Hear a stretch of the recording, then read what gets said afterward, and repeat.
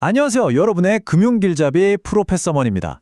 오늘은요, 이름은 좀 복잡하게 들리지만 알고 보면 정말 강력한 금융도구, 바로 옵션 계약에 대해서 아주 명쾌하게 파헤쳐 보겠습니다. 자, 준비되셨나요? 그럼 시작해 볼까요? 여러분 혹시 이런 생각 해보신 적 있으세요? 아, 앞으로 저 주식 오를 것 같은데? 아니면 환율이 떨어질 것 같아서 좀 걱정되는데? 하고요. 만약에 이런 미래의 가격 변동을 이용해서 손실은 딱 막아버리고 이익은 최대한으로 끌어올릴 수 있는 뭐랄까 마법 같은 방법이 있다면 어떨까요? 오늘 우리가 배울 옵션이 바로 그 열쇠를 쥐고 있습니다. 네, 오늘 우리가 함께 갈 여정입니다. 먼저 옵션이 도대체 뭔지 그 기본 개념부터 시작해서요. 두 가지 선택지, 콜과 풋에 대해 알아보고 그래프로 손익 구조를 한눈에 파악해 볼 겁니다. 그리고 정말 중요한 위험 관리 기술, 해칭을 배우고 마지막으로 이게 현실에서 어떻게 쓰이는지까지 살펴볼게요. 저만 믿고 따라오시면 됩니다. 자, 그럼 첫 번째 순서입니다. 도대체 옵션이란 게 뭘까요? 옵션 계약이란 바로 이겁니다. 미래의 어느 시점에 어떤 자산을 미리 정해놓은 가격으로 사거나 팔 수 있는 권리를 사는 계약이에요. 마침 한 학생이 질문을 주셨네요. 교수님, 권리를 산다는 게 정확히 무슨 뜻이죠? 주식 사는 거랑은 다른 건가요? 정말 좋은 질문이에요. 주식을 산다는 건 그 회사의 주인이 되는 거잖아요. 근데 옵션을 산다는 건 비유하자면 엄청 인기 있는 콘서트 티켓을 예매하는 거랑 비슷해요. 그 티켓이 있으면 콘서트에 갈 권리가 생기죠. 근데 만약 가기 싫으면요? 안 가도 그만이에요. 아무도 강요하지 않죠. 바로 그 선택할 수 있는 힘, 이걸 돈 주고 사는 게 옵션의 핵심입니다. 제가 다시 한번 정말 중요하니까 강조할게요. 옵션에서 가장 중요한 단 하나의 키워드는 바로 의무가 아니라 권리라는 점입니다. 이 작은 차이 하나가 옵션을 세상에서 가장 유연하고 강력한 금융도구로 만들어주는 거예요. 이 점은 꼭꼭 기억해 두세요. 좋습니다. 그럼 이제 옵션의 두 가지 기본 종류에 대해서 알아볼 시간입니다. 바로 콜옵션과 풋옵션이죠. 이건 아주 간단합니다. 콜옵션은요, 미래의 어떤 자산에 정해진 가격에 살 수 있는 권리예요. 보통 가격이 오를 거라고 예상할 때 쓰겠죠? 반대로 풋옵션은 팔 수 있는 권리입니다. 이건 당연히 가격이 내릴 것 같을 때 유용하겠죠? 자, 기억하세요. 콜은 산다, 풋은 판다. 쉽죠? 자, 그럼 이제 조금 더 깊이 들어가 볼까요? 이 옵션들이 실제로 어떻게 우리에게 돈을 벌어다 주는지, 또 손실은 어떻게 나는지 그림을 보면서 한눈에 이해해 보겠습니다. 바로 보상 프로파일의 세계로 여러분을 초대합니다. 이 그래프가 바로 콜옵션을 샀을 때의 손익 구조예요. 먼저 가로축은 자산의 가격, 세로축은 나의 손익을 나타냅니다. 자, 보세요. 자산 가격이 내가 사기로 약속한 가격보다 높아지면 어떻게 되죠? 그래프가 하늘모 솟구치죠? 제 이익은 이론상 무한대로 커질 수 있어요. 하지만 반대로 가격이 떨어지면요? 이 아래쪽 평평한 부분 보이시죠? 제 손실은 처음에 이 권리를 사려고 냈던 돈, 즉 옵션 가격으로 딱 제한됩니다.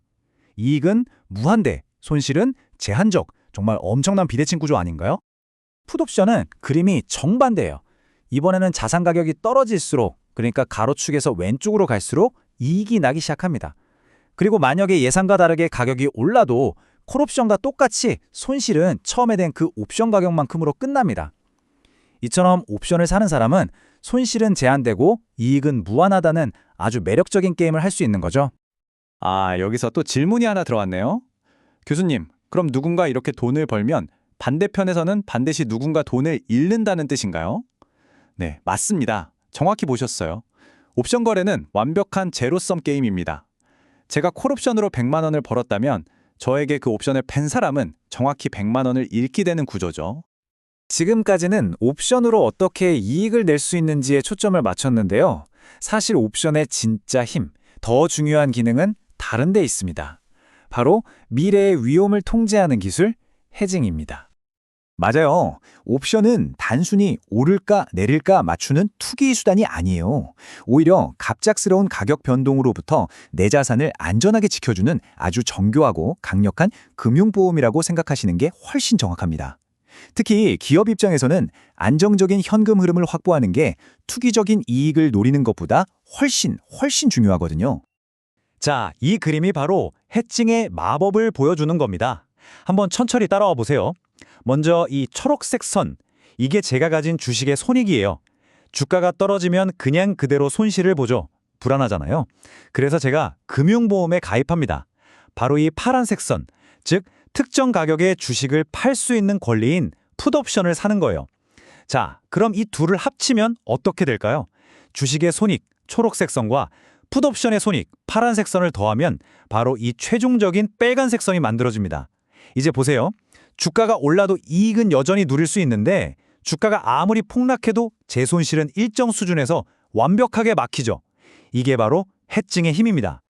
그럼 이렇게 똑똑한 도구를 현실 세계에서는 과연 누가 어떻게 사용하고 있을까요? 실제 사례를 한번 들여다보겠습니다. 이 자료를 보시면 정말 흥미로운 사실을 발견할 수 있어요. 기업들이 옵션 같은 파생 상품을 쓰는 가장 큰 이유가 뭘까요? 투기가 아닙니다. 바로 이자율이나 환율 변동처럼 자기 사업에 직접적인 영향을 미치는 그런 위험들을 관리하기 위해서예요. 보세요. 60%가 넘는 기업들이 이자율과 통화 위험을 막기 위해 이걸 사용하고 있죠. 불확실성을 없애고 안정적으로 경영하고 싶은 겁니다. 예를 들어달라는 요청이 있네요. 좋습니다. 가령 한국의 한 자동차 회사가 미국에 차를 수출하고 3개월 뒤에 1,000만 달러를 받기로 했다고 쳐요. 근데 만약 3개월 뒤에 달러 가치가 뚝 떨어지면 원화로 바꿀 때 엄청 손해잖아요. 바로 이때 이 회사가 1달러를 1,300원에 팔 수 있는 권리, 즉 달러 풋옵션을 미리 사두는 겁니다. 그러면 나중에 환율이 1,200원으로 폭락해도 이 회사는 약속된 가격인 1,300원에 달러를 팔 수 있으니 환율 변동 위험을 완벽하게 막아낸 거죠. 자, 오늘 배운 내용 핵심만 딱 3가지로 정리해 볼게요. 첫째, 옵션은 의무가 아닌 권리다. 모든 건 여기서 시작됩니다. 둘째, 가격 상승에 베팅하는 살 권리, 콜옵션과 하락에 대비하는 팔 권리, 풋옵션이 있다. 그리고 마지막 셋째, 옵션의 진짜 힘은 이익 추구를 넘어 미래의 불확실성을 관리하는 해칭에 있다. 이 3가지만 기억하시면 오늘 옵션의 기본은 완벽하게 마스터하신 겁니다. 오늘 우리는 옵션의 기본 개념부터 실제 활용까지 쭉 훑어봤습니다. 보신 것처럼 옵션은 위험을 관리하는 정말 현명한 도구가 될 수 있습니다. 하지만 동시에 시장 전체를 뒤흔드는 거대한 투기 수단이 되기도 하죠. 여러분은 어떻게 생각하시나요? 이 질문을 마지막으로 남기면서 오늘 분석을 마치겠습니다. 지금까지 프로페셔 머니였습니다. 감사합니다.